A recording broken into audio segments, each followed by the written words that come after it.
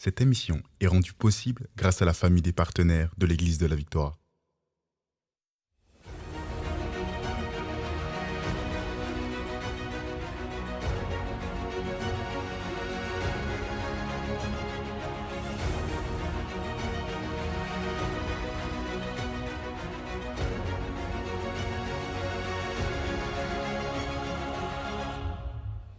Bonjour tout le monde, ici le pasteur Joël Spinks. Bienvenue à l'émission Parole de foi. Aujourd'hui, on parle de nos pensées. Avons-nous les pensées de Dieu ou les pensées des hommes? En fait, toute cette série qui s'appelle Pensons comme Dieu, c'est une série qui va vraiment vous aider à discerner, faire le ménage dans vos pensées. Parce qu'en fait, c'est très important de penser selon Dieu. Pourquoi? Bien, dans Proverbe 23 au verset 7, nous lisons l'homme est comme les pensées de son âme. Donc, si je pense d'une certaine façon, je vais aussi vivre d'une certaine façon. Mes pensées me dirigent dans ma vie. Vraiment, c'est sûr que nos paroles dirigent notre vie également, mais nos pensées nous dirigent absolument. Donc, si je pense je suis né pour l'échec, bien, est-ce que je vais parler des paroles de bénédiction sur ma vie? Non, je vais me maudire. Si je pense que je suis né pour l'échec, je vais aussi mettre très peu d'efforts dans mes études, par exemple, ou dans mon travail, parce que je crois au final que peu importe ce que je vais faire, je suis destiné à l'échec. Donc, il y a beaucoup de personnes qui pensent d'une certaine façon qui est totalement contraire à ce que Dieu nous dit sur nous, par exemple, et puis on vit en dehors de nos privilèges, on ne vit pas la volonté de Dieu. Donc, l'homme est comme les pensées de son âme, dans Proverbe 23, verset 7, et dans Ésaïe 55, verset 9, nous lisons « Mes pensées sont au-dessus de vos pensées ». Donc, les pensées de Dieu sont élevées au-dessus des pensées des hommes normaux. Et ce qui est merveilleux, c'est que dans 1 Corinthiens 2, 16, nous lisons « Nous avons la pensée de Christ » ou « Nous avons la pensée de l'onction ». Donc, Dieu a des pensées élevées et nous, les enfants de Dieu, nous avons accès à cette pensée de Dieu si nous passons du temps dans la parole de Dieu et si on se laisse transformer par le renouvellement de notre intelligence afin de discerner quelle est la volonté de Dieu, ce qui est bon, agréable et parfait. Donc aujourd'hui, on va voir plusieurs choses dans la parole. Et en passant, Deutéronome 28, verset 13 nous dit « Tu seras toujours en haut, jamais en bas ». Pourquoi? Dieu veut nous amener vers le haut et ça commence avec nos pensées. Donc, on doit avoir les pensées de Christ et c'est pour ça qu'on a préparé un guide d'études qui s'appelle La pensée divine. La pensée divine, donc la pensée de Dieu. On veut vous inviter, vous pouvez vous procurer ce livre en visitant boutiquevictoire.com, donc boutiquevictoire.com. Je crois que ce livre, ce guide d'études sera une source de bénédiction pour votre vie spirituelle. Gloire à Dieu. Aujourd'hui, on va identifier des pensées qui nous limitent. On a vu hier et avant-hier, en fait, Éphésiens chapitre 3 au verset 20, et je vais vous lire tout de suite, et après, on va voir comment on peut discerner si on entretient des pensées de limitation. Éphésiens 3, verset 20 et 21 nous dit ceci. Or, à celui qui peut faire, en parlant de Dieu, on est tous d'accord que Dieu peut faire de très grandes choses. Donc, alors, à celui qui peut faire par la puissance qui agit en nous, infiniment au-delà de tout ce que nous demandons ou pensons, à lui soit la gloire dans l'Église et en Jésus-Christ, dans toutes les générations, au siècle des siècles. Amen. Donc, ce qu'on veut comprendre ici, c'est que, or, à celui, Dieu, qui peut faire par la puissance qui agit en nous. Quelle est cette puissance? C'est la puissance du Saint-Esprit, notre Dieu qui habite en nous. Nous sommes le temple du Saint-Esprit. Donc, avec Dieu, nous pouvons faire des exploits. Amen. Mais on peut aussi limiter Dieu par nos pensées. On peut dire, bien, Dieu peut tout faire, mais moi, je ne peux rien faire. Et si je crois que je ne peux rien faire, je ne vais rien faire, parce que l'homme est comme les pensées de son âme. Mais Dieu, en fait, il dit, dans ce texte, « Or, à celui qui peut faire par la puissance qui agit en nous, infiniment au-delà. » Il peut faire au-delà de tout ce que nous demandons ou pensons. Donc, on doit élever nos pensées pour que nos pensées soient selon la pensée de Dieu et pas selon la pensée des hommes. Et c'est pour ça qu'on a préparé ce manuel pour vous, ce guide d'études. Et après tout ça, ce qu'on va faire, on va comprendre, OK, si je peux élever mes pensées et penser comme Dieu, je vais commencer à vivre comme Dieu. Je vais commencer à parler comme Dieu, à agir comme Dieu. Ça va vraiment transformer toute votre vie. Donc, avant d'aller dans la parole de Dieu, j'aimerais ça vous inviter à découvrir une courte vidéo concernant le collège biblique. Si vous aimez ça, être formé dans la parole de Dieu, bien, c'est sûr, ici à l'émission Parole de foi, vous vivez ces moments de bénédiction ensemble dans la parole. On peut étudier le texte biblique, être béni ensemble. Mais si vous voulez aller plus loin, vous avez vraiment soif de la parole de Dieu et peut-être vous ressentez aussi l'appel au ministère. Peut-être vous croyez que Dieu vous appelle à être un pasteur, un évangéliste, peu importe, ou peut-être un ministre de chant, ou peut-être un homme d'affaires dans le Seigneur aussi. Bien, gloire à Dieu, peu importe votre appel, Dieu veut vous former en tant que leader et nous offrons en ce moment le certificat en leadership ministériel disponible au Collège biblique. Donc, j'aimerais ça vous présenter une courte vidéo et on se retrouve tout de suite après pour voir en fait comment on peut identifier les pensées de l'imitation. Bonjour, ici le pasteur Joël. Mon désir est de vous équiper avec la connaissance biblique pratique qui vous permettra de réaliser le rêve de Dieu pour votre vie et ministère. Ensemble, nous verrons les thèmes suivants: le salut, le Saint-Esprit, la personne de Jésus-Christ, l'Église de Jésus-Christ, les perspectives du message de la foi, la fin des temps et une foule de thèmes pratiques tels que l'éthique ministérielle, la promotion ministérielle, l'entourage du leader, lors de la prédication, la relation d'aide et les soins pastoraux, la présidence lors des cérémonies officielles, le ministère de la louange, l'administration et l'implantation d'églises locales bénies. Vous souhaitez répondre à l'appel de Dieu? Vous désirez être formé par un ministère ayant fait ses preuves dans les nations? Ne tardez plus. Inscrivez-vous dès aujourd'hui au Collège biblique Joel Spinks. Visitez cbjs.ca dès maintenant.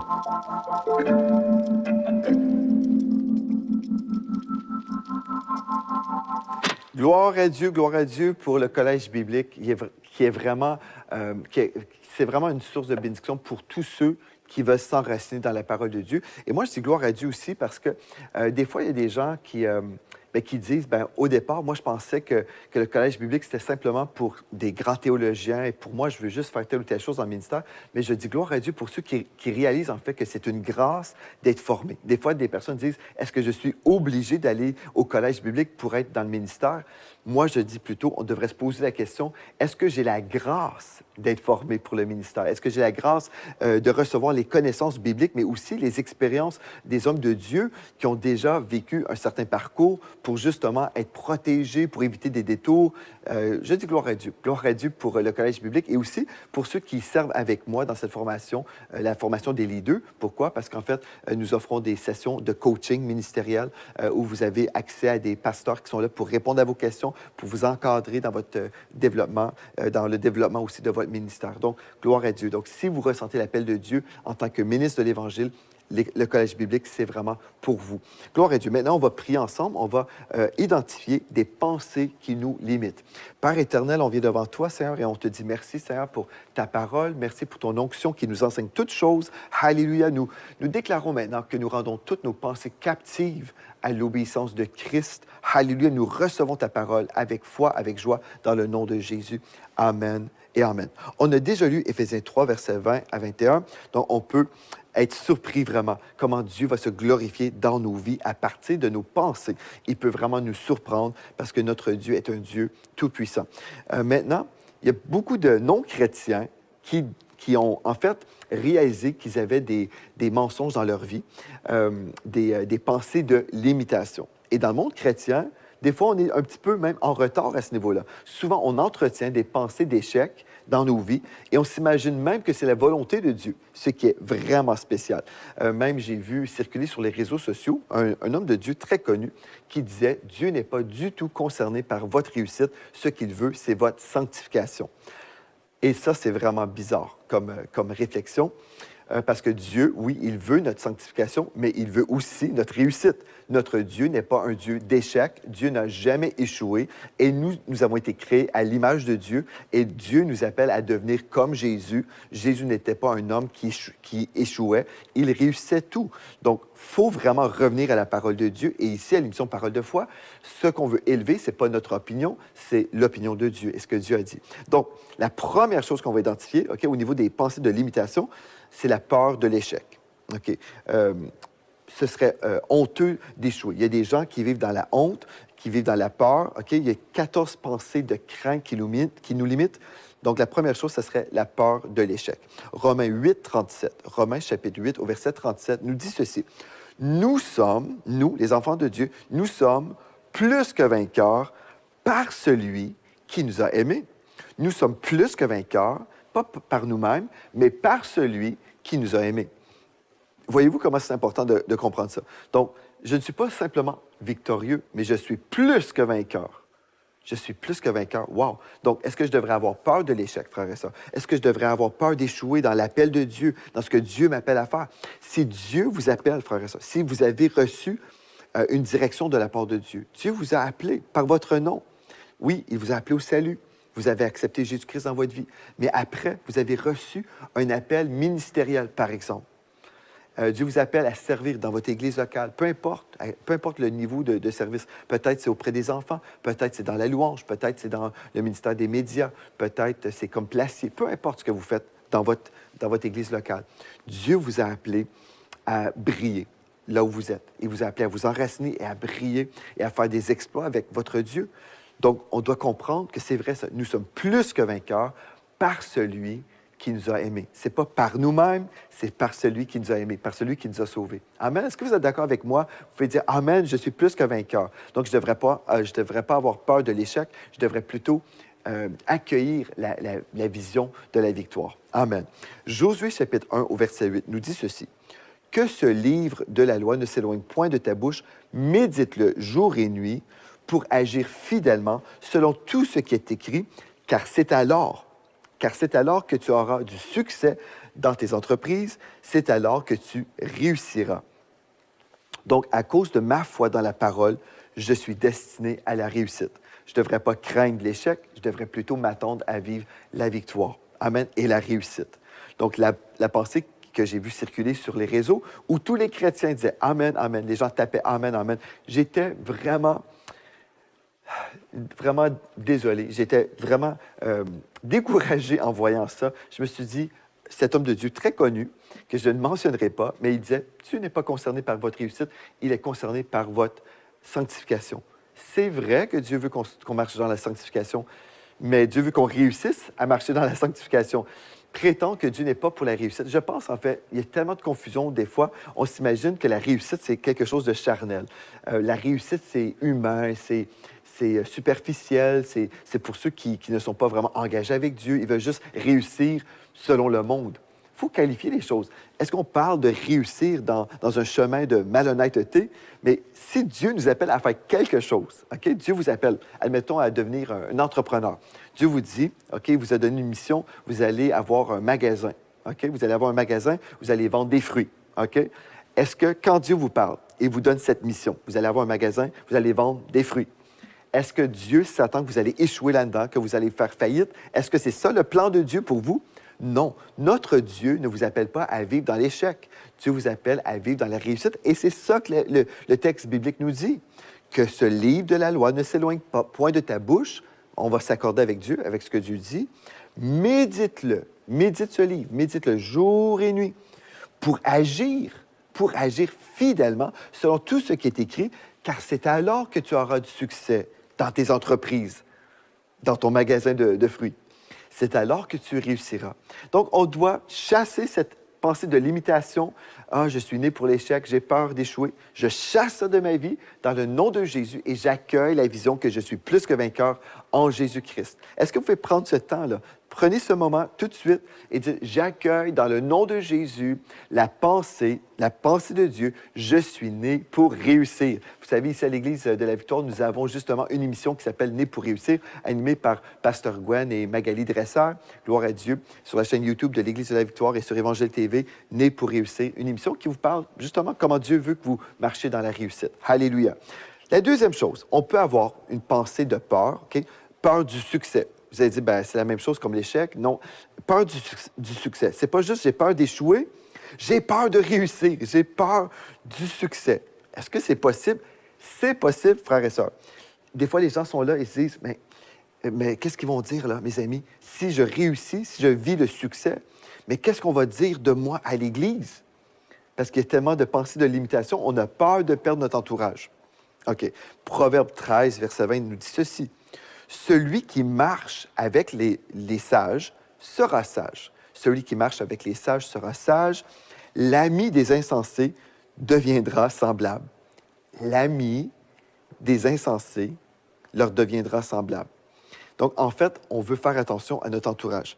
Si vous avez peur de réussir parce que vous craignez de perdre des amis, il serait mieux de perdre ces amis qui vous retiennent. Encore une fois, si vous avez peur de réussir à cause de vos amis, là, ce serait mieux de perdre ces amis qui vous retiennent. Donc, si je dis, ah ben non, je ne peux pas réussir. Et vous savez, il y a des gens qui vivent le sabotage, là. Ils vont échouer intentionnellement parce qu'ils ont peur. J'ai peur de perdre mes amis. J'ai peur d'être trop bien comparativement à mes amis qui ne réussissent pas. Non. Faites attention. Celui qui marche avec les sages sera sage. Soyez sages et recevez par la foi aussi le succès dans le nom de Jésus. Amen. La troisième chose, une troisième peur qui peut être là, une peur de limite, qui me limite dans ma vie, une pensée épeurante, c'est de croire que je n'ai pas assez de talent pour réussir ce que j'aimerais atteindre. Donc, j'ai peur de ne pas être assez bon. Ça, c'est une autre pensée. Ah, j'ai peur de ne pas être assez bon. Jérémie 29, verset 11 nous dit ceci. « Car je connais les projets que j'ai formés sur toi, dit l'Éternel, projets de paix et non de malheur, afin de vous donner un avenir et de l'espérance. » Donc, Dieu a formé des projets spécifiques pour votre vie. Donc, si Dieu vous a formé et vous a donné des projets spécifiques, croyez-vous qu'il vous a appelé à faire quelque chose et vous allez échouer dans tout ça parce qu'il ne vous a pas équipé? Croyez-vous que Dieu ne vous équipe pas pour la mission? Éphésiens chapitre 2, verset 10 nous dit ceci. « Car nous sommes son ouvrage ayant été créé en Jésus-Christ pour de bonnes œuvres. » Nous avons été créés pour de bonnes œuvres que Dieu a préparées d'avance afin que nous les pratiquions. Encore une fois, vous avez été sauvés par la grâce, par le moyen de la foi. Et une fois que vous avez été sauvés, là, vos yeux se sont ouverts. Et puis, vous avez peut-être un désir de faire quelque chose pour le Seigneur. Vous êtes là pour vous dire, « Ah, j'aimerais tellement, par exemple, aller en mission. J'aimerais ça aller voir les orphelins et puis être une source de bénédiction pour leur vie. » Et vous avez ce désir brûlant, admettons. Bien, croyez-vous que ce désir d'aimer, ce désir d'aider, croyez-vous que c'est un désir humain, charnel, diabolique? Non, ça semble être un désir assez merveilleux. C'est un désir qui vient de Dieu. Et Dieu nous dit qu'il va nous donner le désir de notre cœur. Pourquoi? Parce que c'est Dieu qui dépose en nous des désirs qui sont vraiment pour nous bénir, oui, mais pour bénir les autres. Donc, c'est sûr, si vous êtes rempli de désirs égoïstes, et c'est toujours moi, et c'est pas vraiment pour glorifier le Seigneur ou pour être une source de bénédiction, si votre désir, c'est toujours pour votre nombril, OK, on doit s'entendre là-dessus. Donc, il va vous donner les désirs de votre cœur, mais si vous avez le cœur selon le cœur de Dieu, évidemment. Donc, si vous dites, ben moi, je crains, j'ai peur de ne pas être assez bon, bien, commencez à douter ces doutes-là. Doutez le doute. Dites-vous plutôt, non, en fait, ça, c'est des pensées de limitation. Si Dieu m'appelle, si Dieu me donne une vision, bien, il va me donner la capacité aussi de répondre à son appel. Il me donne les dons et les talents et la motivation pour y arriver. Donc, ne pensez pas que vous êtes disqualifié parce qu'il vous manque telle ou telle chose. Dieu va vous qualifier dans son onction si vous marchez dans l'obéissance. Amen. Une autre pensée de limitation, c'est la peur de ne pas être aimé. La peur de ne pas être aimé. J'ai l'impression que Dieu ne m'aime pas ou que les hommes ne m'aiment pas. Jérémie 31, verset 3 nous dit ceci. C'est Dieu qui parle. Il dit, « Je t'aime d'un amour éternel. C'est pourquoi je te conserve ma bonté. » Je t'aime d'un amour éternel. C'est pourquoi je te conserve ma bonté. Wow! Gloire à Dieu pour ce texte-là. Si j'ai peur de ne pas être aimé par Dieu, je crois que Dieu ne m'aime pas, c'est souvent parce que j'ai écouté des messages qui ne sont pas du tout selon le cœur de Dieu. J'ai entendu des messages d'un prédicateur légaliste, un prédicateur dur, un prédicateur peut-être qui cherche lui-même à être aimé. Et là, je m'expose à des enseignements comme ça. Rappelez-vous de ce que Jésus a dit. Faites attention à ce que vous entendez. Faites attention aux paroles que vous écoutez. Faites attention, parce que quand j'entends toujours des paroles négatives, des paroles qui me perturbent, qui ne me font pas du bien, bien peut-être j'entretiens des mensonges dans mes pensées. Et ces pensées me limitent dans ma vie. Là, je me dis, j'aimerais ça, par exemple, aller bénir les trésors à l'orphelinat. J'aimerais ça aller les bénir. J'aimerais ça faire quelque chose de bien comme ça. Mais je me dis, non, mais je ne pourrais pas y aller. Je n'ai pas les dons, les talents, les ressources. Donc déjà, Je pense que je ne suis pas assez, comme on vient de voir. Et surtout, je ne crois pas que Dieu m'aime vraiment parce que ma performance de sanctification est vraiment inférieure à ce que j'aimerais avoir dans ma vie. Là. Donc, je suis vraiment pas assez bon et certainement pas assez aimé. Dieu ne devrait pas m'aimer parce que, voilà, ma vie est tellement pas parfaite. Mais ce texte nous dit, Jérémie 31, verset 3, Dieu dit, « Je t'aime d'un amour éternel.